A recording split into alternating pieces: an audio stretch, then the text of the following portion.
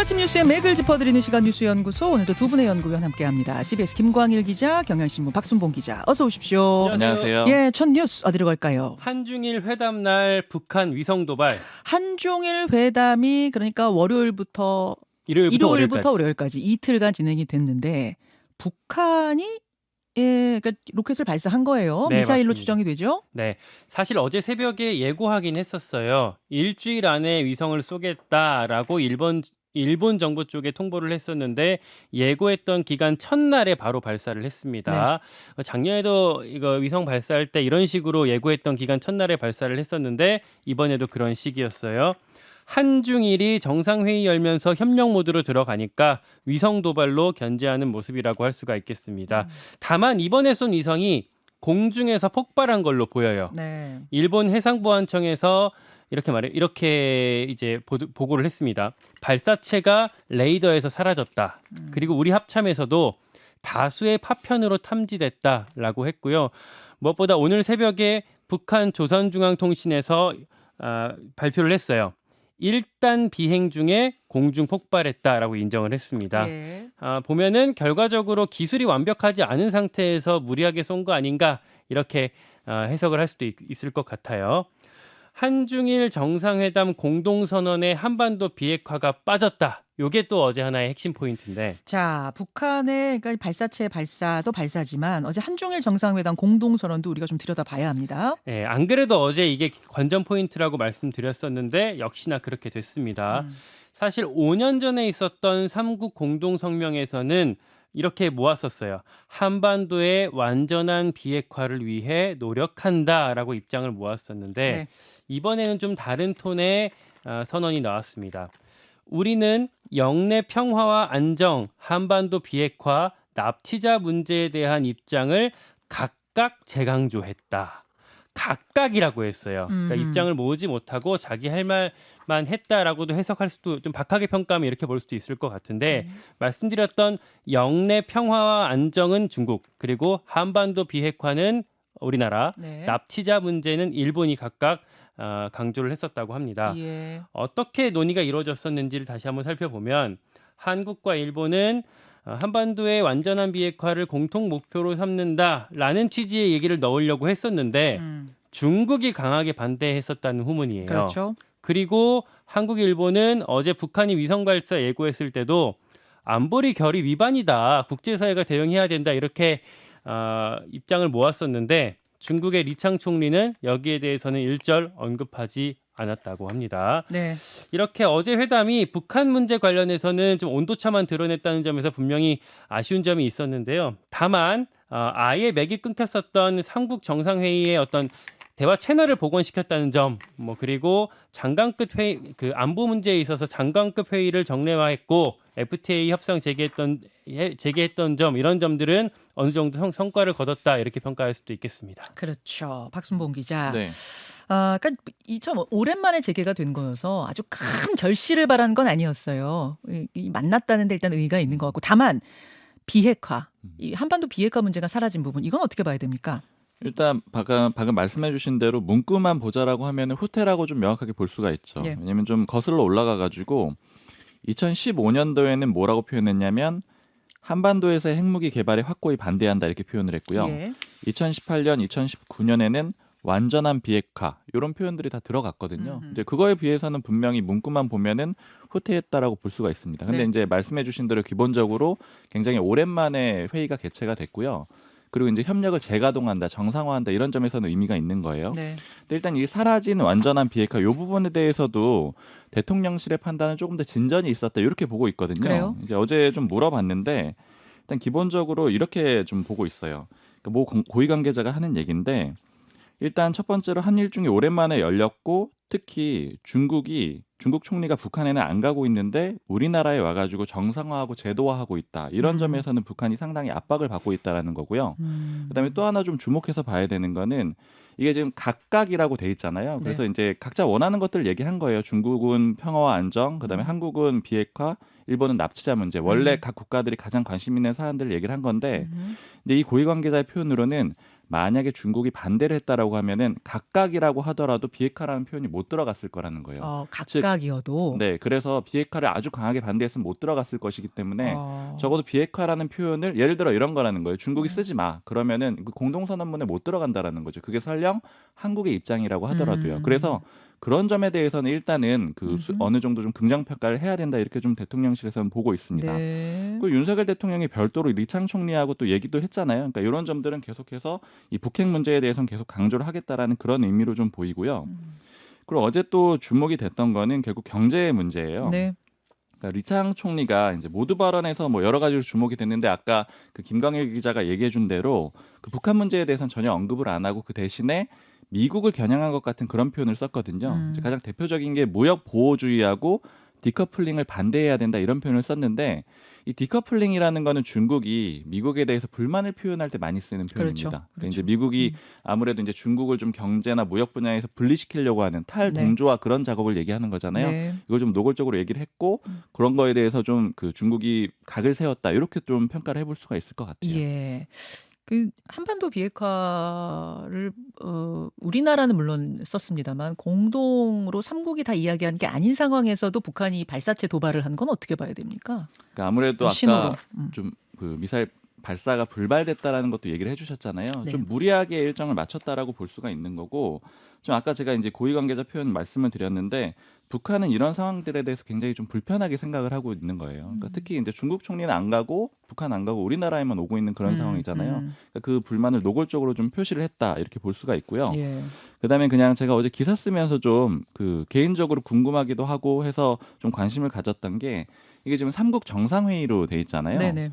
근데 이제 기사 주어를 삼국 정상으로는 또 안 썼어요. 아마 기사를 꼼꼼하게 보시면 그걸 아실 수가 있을 텐데 왜냐면 리창 총리는 2인자거든요. 그러니까 시진핑 주석이 명확하게 있는 상태잖아요. 그렇죠. 삼국 정상회의라고 표현은 하지만 삼국 정상이라고 주어들은 잘 기사들을 안 썼습니다. 그 이유는 이제 딱 알아보니까 이 중국에서 예전에는 지금은 이제 뭐 1극 체제라고 할까요? 그러니까 1인자 체제가 확실하게 갖춰졌지만 예전에는 사실상의 뭐 국민의힘에 비유하면 집단 지도 체제처럼 운영이 됐다라는 거예요. 그래서 총리가 외치를 했었는데 그때 당시에 한중일이 모였을 때는 총리가 왔기 때문에 그런 것들이 이제 이어져 가지고 총리가 온 거라고 합니다. 그래요.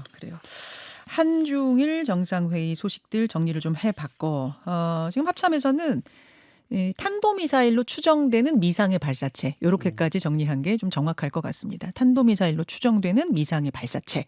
자, 두 번째로 갑니다. 연금개혁 불발. 21대 국회에서 처리하자. 모수개혁만이라도 좀 처리하자. 이게 이제 김진표 국회의장이 최종적으로 던진 중재안이었는데 일단은 물 건너간 걸로 봐야 되나요? 네, 21대 국회 임기가 내일까지고요. 오늘 열릴 본회의가 사실상 마지막이라고 할 수가 있겠습니다. 근데 연금개혁은 국민의힘에서 협상 없이 아예 반대를 외치고 있잖아요. 그리고 민주당 단독 처리도 법적으로 불가능해요. 이게 국회법상 연금개혁 특위를 거쳐서 법사위 거쳐서 본회의 과정을 거쳐야 되는데 연금 특위랑 법사위 위원장이 다 국민의힘 소속이잖아요. 그렇죠. 그래서 여기서 이제 제동을 걸면은 막힐 수가 있기 때문에 따라서 폐기 가능성이 크다고 볼 수가 있겠습니다. 예. 물론 여당 내부에서 이견이 좀 표출되고는 있어요. 나경원, 윤상현, 윤희숙, 김미애 등등 이렇게 얘기를 합니다. 첫 단추라도 좀 끼워야 되는 거 아니냐. 모수 개혁이라도 받아들여야 하는 거 아니냐. 특히 나경원, 윤상현 두 사람은 당권 주자잖아요. 네. 나름대로 현재 당 지도부랑 차별화에 나서는 모습이라고 볼 수가 있는데 다만 이 사람들은 소수고 대통령실까지도 22대 때로 넘기자라는 입장이기 때문에 큰 변수가 되지는 않을 것 같습니다. 국민의힘이 지금 총체적으로 봤을 때는 지연 전략, 그러니까 시간 끌기 중이라고 볼 수가 있을 것 같아요. 사실 총선 이후에 계속 펴왔던 전략이고 최상병 특검법도 마찬가지거든요. 이번에 17표만 넘지 않게 막으면 일단 최소 6개월에서 1년 정도는 더 버틸 수가 있어요. 그러니까 22대 국회가 열리면 원구성 협상하는데 한참 걸릴 거고 그 이후에 만약에 패스트트랙을 한다고 하더라도 시간이 필요하기 때문에 그러는 동안 여론은 좀 잠잠해질 수가 있고 수사 결과에 따라서 국면 전환의 계기가 생길 수도 있기 때문에 국민의힘은 이런 전략을 계속 펴고 있는 겁니다. 자, 오늘 최상병 특검법 재표결이 이루어지는 당일인데 지금 분위기는 어떻습니까? 일단은 어제도 한 말씀을 드렸지만 특검 이탈표가 몇 표나 나올지가 지금 이제 주목이 되는 건데 그렇죠. 거기가 관전 포인트죠. 매직 넘버가 17이잖아요. 그러니까 기준선이 되는 그렇죠. 17표 다 왔다고 가정했을 때 네. 295명 그러니까 감옥에 있는 사람 빼고 295명이 다 왔다고 봤을 때 국민의힘에서 이탈하는 표 찬성표가 17표를 넘기면 이게 통과해요. 네, 최소 17표입니다. 예. 근데 이건 현실적으로 17도 좀 어려워 보이고 다만 국민의힘 당 내에서 주시하고 있는 또 다른 기준이 있거든요. 뭔가요? 바로 8입니다. 8. 왜 8입니까? 그러니까 이게 매직 넘버 17의 좀 반타작 수준이기도 하고 22대 때 8석을 넘기게 되면은 재표결 재의결이 될 수도 있잖아요. 그렇기 때문에 이 8을 넘기게 되면은 만약에 어떤 분위기, 흐름을 주도할 수 있기 때문에 더 균열이 커질 수 있고 8보다 미만이 되면은 어떻게 보면 더 잠잠해질 수 있다라는 측면에서 예. 아니, 물론 22대 국회로 가면은 또 당선자들 구성이 달라지죠. 의원 구성이 달라지긴 하지만 그럼에도 불구하고 8이라는 숫자가 갖는 어떤 상징성 그래서 8을 중요하게 본다 그 말씀이시군요. 그렇습니다. 다만 지금 소신 투표하겠다라고 이미 공개한 사람이 5명이거든요. 예. 어제 비례대표인 김근태 의원도 내가 찬성표 던질 거다라고 이제 공개를 했기 때문에 김근태 의원은 조금 생소했어요. 국민의힘의 김근태 의원. 그러니까 권은희 의원이 이제 사퇴한 이후에 예. 이제 승계된 비례대표 의원입니다. 그 얼마 안 된 거군요. 비례대표가 된 지. 그렇죠. 예, 예. 네. 그리고 이제 5명이고 제가 최근에도 전화를 국민의힘 의원들을 이렇게 돌렸을 때 반응을 보면 네. 찬성을 찍을 것 같다고 느낀 사람이 좀 있거든요. 그리고 전원 상태로 좀 전해지고 있는 이 사람은 찬성을 찍을 거다라고 전해지는 인물들도 물밑에는 몇 명 있어서 이 5명보다는 규모가 좀 더 크지 않을까 예상해 볼 수가 있을 것 같습니다. 그러니까 재가결, 재의결이 되는 17표까지는 아니어도 네. 5명을 넘길 가능성은 좀 있어 보인다는 게 전망이에요. 그렇습니다. 또 하나 관전 포인트가 있는데 최상병 특검법을 본회의에 이제 올릴 거 아니에요, 오늘 민주당이. 예. 그러면 그것뿐만 아니라 민주당이 오늘 의사일정 변경 동의안을 제출해서 과거에 직회부에 했었던 7개 쟁점 법안, 그러니까 양곡관리법, 전세사기 특별법 이런 것들을 이제 본회의에 의결하자고 올리게 될 거거든요. 그럼 이제 국회의장이 이걸 받아줄지 아니면 그냥 이거 22대 때 국회로 넘기자라고 넘길지 이것도 오늘 하나 관전 포인트로 봐야 될 것 같습니다. 제가 조금 전에 국민의힘 원내 핵심 관계자랑 통화를 해서 물어봤는데 네네. 아마도 이거는 민주당이 원하는 대로 국회의장이 다 받아줄 것 같다라고 전망을 하고 있긴 하더라고요. 그래요. 자, 박순봉 기자. 네. 일단 오늘 특검법 재표결 얘기 좀 먼저 하고 연금개혁 얘기 넘어갈게요. 어떻게 전망하세요? 물론 이제 가결이 되지는 않을 거라는 게 뭐 보편적인 전망이에요. 근데 예전에도 한번 말씀을 드렸지만 언제나 이변이 있을 수가 있죠. 왜냐하면 의원들의 선거이고 무기명 투표이기 때문에 어떤 변수가 나올지 좀 알 수가 없다라는 게 좀 주목이 되는 지점이고요.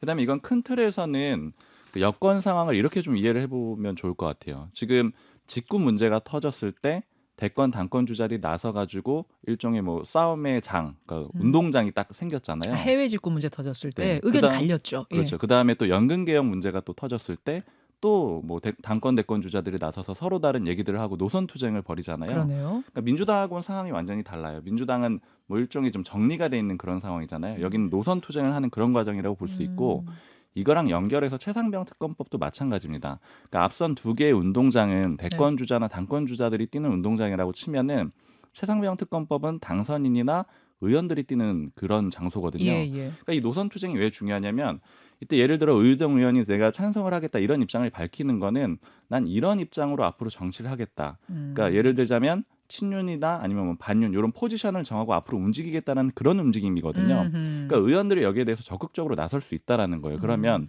예를 들어 지금 친윤으로 가는 게 부담스럽고 또 최상병 특검법에 대해서는 개혁적인 목소리를 내는 게 향후 내 정치에 더 좋다라고 생각이 들면은 아까 김근태 의원처럼 커밍아웃하는 그런 방식이 나타날 수가 있다라는 거죠. 즉 이 아하. 운동장을 통해서 내 입지를 좀 보여주는 그런 걸로 활용이 될 수가 있기 때문에 그래서 가결표가 조금 더 나올 수도 있지 않겠느냐 이런 점이 좀 예측이 된다라고 볼 수가 있는 겁니다. 예. 연금 개혁은 이게 좀 해석을 하자면 이 판을 좀 들여다 보자면 어떻게 해석이 됩니까? 일단 큰 그림은 이제 표면적인 거는 민주당은 모수 개혁부터 하자. 그리고 국민의힘은 구조개혁을 꼭 해야 된다 이런 얘기를 하고 있는 거거든요. 네. 그러니까 구조개혁을 안 하게 되면 2030 세대가 정작 그 피해를 볼 수 있다라는 게 국민의힘의 논리고요. 근데 좀 이면을 보자라고 하면은 이것도 역시 좀 큰 그림을 봐야 되는데 민주당이 총선 이후에 모 관계자가 이렇게 얘기를 하는 거예요.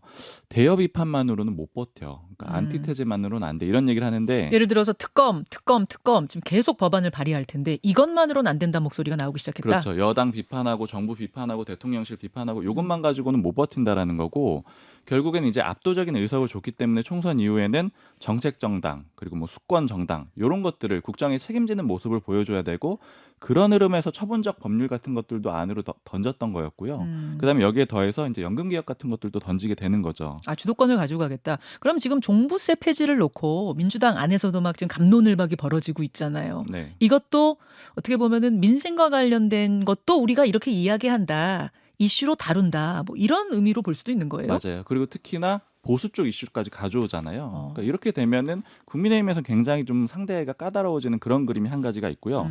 그리고 이제 두 번째는 이게 주도권 싸움입니다. 근데 주도권 싸움에 저는 좀 주목이 됐던 게 네. 기본적으로 연금 개혁이라는 거는 정치권이 늘 부담스러워했어요. 그렇죠. 여태까지 역사적으로 두 번의 연금 개혁을 했으나 다 소득 대체율을 낮추기만 했고 네. 보험료율을 올린 적은 없습니다. 그러니까 이 얘기는 돈을 더 내세요. 요 얘기는 여태까지 한 번도 해본 적이 없었다라는 거죠. 그렇죠. 근데 이번에는 돈을 더 내세요라는 내용도 들어가 있거든요. 네. 더 드릴게요도 있고 더 내세요도 들어가 있는데 그럼에도 불구하고 여야가 모두 주도권 싸움을 벌이고 있잖아요. 그러니까 이 부분이 왜 그런 거냐 좀 여야 쪽에 다 물어보니까 하는 얘기는 이번에 그렇게 부담되는 정도는 아니라는 거예요. 그러니까 보험료율을 올리긴 올리되 네. 이제 돈도 더 준다라고 했잖아요. 이걸 해보면은 표로 보자라고 하면 더 내는 사람도 있지만 더 받는 사람도 있는 거잖아요. 어쨌든 더 내지만 더 받는 아니기 때문에 그렇게 여론에 부담이 되진 않는다. 그렇죠. 그래서 민주당 입장에서는 우리가 빨리 던져서 이 개혁도 해냈고 그다음에 뭐 플러스 마이너스 했을 때는 뭐 크게 뭐 마이너스가 되는지는 뭐 장담할 수가 없는 거니까 해볼 만하다라는 거고 국민의힘 입장에서는 반대가 되는 거죠. 우리가 원래 윤석열 정부가 3대 개혁을 쭉 추진해 왔는데 네. 갑자기 한 번도 모 관계자 이렇게 표현하더라고요. 아니 이재명 대표는 한 번도 연금 개혁 얘기한 적도 없지 않느냐. 갑자기 왜 던지느냐. 아, 갑자기 훅 나타나서 모든 걸 결론 짓고 정리하는 느낌. 그러니까 그걸 주도권을 가져가는 느낌. 공을 가져가겠다라는 아. 그런 생각으로 받아들이는 거고요. 그다음에 또 하나 좀 짚어봐야 되는 거는 이 연금 개혁을 처리할 때 법사위가 열리고 그다음에 본회의가 열린다라는 점이에요. 예, 그러니까 예. 법사위가 열리게 되면 어떤 문제들이 생기게 되냐면 이거 여당 입장인데요. 법사위에 여러 가지 안건들이 올라와 있거든요. 그걸 민주당이 다 처리하려고 할 가능성이 높다라는 거예요. 그렇게 되면은 그러면 이제 다시 한번 거부권 내지는 여당이나 대통령실이 법안을 반대하는 그런 입장이 많이 도드라질 수가 있다라는 거거든요. 그래서 이제 최근에 움직임 중에 하나 좀 주목해서 봐야 되는 거는 정부가 전세 사기 특별법 정부안을 만들었어요. 네. 그러니까 이게 무슨 움직임이냐 보면은 거부권의 논리를 좀 만들고 있는 그런 단계라고 봐야 되는 거죠. 그러니까 본회의가 또 열리고 법사위가 또 열리고 이런 상황들은 법안을 많이 거부해야 되는 민주당 주도의 법안을 거부해야 되는 그런 상황이기 때문에 여권에선 부담이 되기 때문에 또 못 받는다 이런 해석도 있습니다. 알겠습니다. 사실 뭐 연금 개혁 관련해서 전문가들은 이제 뭐 정치적인 이런 부분 말고 전문가들은 13% 인상 그리고 44%만으로는 오래 못 버틴다. 이것도 몇 년 근근히 버티고 또 개혁해야 될 거다. 그래서 조금 구조적으로 근본적으로 해결책은 안 된다라는데 거의 다 동의하더라고요. 다만 지금 정치적으로 봤을 때는 이런 것들이 깔려 있어서 여야가 쉽게 합의 보지 못하고 있는 것이다. 맞아요. 근데 보험료율을 그렇게까지 만약에 전문가들이 얘기하는 네. 대로 올린다라고 하면은 정치권에서 아마 쉽게 나서지 않을 겁니다. 아하. 여야 쪽에서. 지금 이렇게 드리고 있는 말씀 본회의는 오늘 오후 2시에 열릴 예정이고요. 예. 바로 만약에 최상병 특검 같은 경우에 표결하게 된다면 시간이 그렇게 오래 걸리진 않겠지만 말씀드렸던 7개 쟁점 법안까지 같이 올리게 되면은 시간이 좀 많이 지체될 가능성도 있습니다. 알겠습니다. 여당의 입장은 잠시 후에 황우여 비대위원장 만날 거거든요. 인터뷰로 좀 더 풀어보고 다음 이슈 넘어가죠. 교사 1만 명 개인정보 유출. 무슨 일입니까? 네, 교육부가 일부 시도교육청에 보냈던 한 공문이 화근이 됐어요. 교실혁명 선도교사 연수 대상자 선정 결과라는 공문이었는데 네. 여기에 엑셀 파일을 첨부했거든요. 네. 원래는 교사들이 파일 열 때 각자 비밀번호 누르고 들어가서 본인이 연수 대상자에 선정이 됐는지 확인하는 시스템으로 돼 있었는데 예. 이 첨부 파일에 그 암호 설정이 안 걸렸습니다. 아이고, 그러니까 비밀번호 누르고 들어가서 각자 자기 것만 봐야 되는데 그냥 다 오픈이 돼 버린 거예요? 맞아요. 그래서 파일에 있던 교사 1만 명의 이름, 소속 학교, 휴대전화 번호까지 각급 학교로 쫙 퍼져버렸어요. 예. 교육부가 일단은 이 이제 사고를 알게 되고 나서는 공문 발송을 중지했고 각 학교 내에서 공문을 열 수 있는 범위도 제한했고 음흠. 전자문서 시스템 상에서 파일 삭제까지 했다라고 밝혔습니다. 다만 그 사이에 파일을 저장한 사람들이 있을 수 있는데 이게 누군지는 아직 확인 중이다라고까지만 말하고 있고 뭐 사과를 했습니다. 개인정보 유출 이건 사실은 심각한 문제거든요. 또 그렇죠. 벌어졌네요. 네.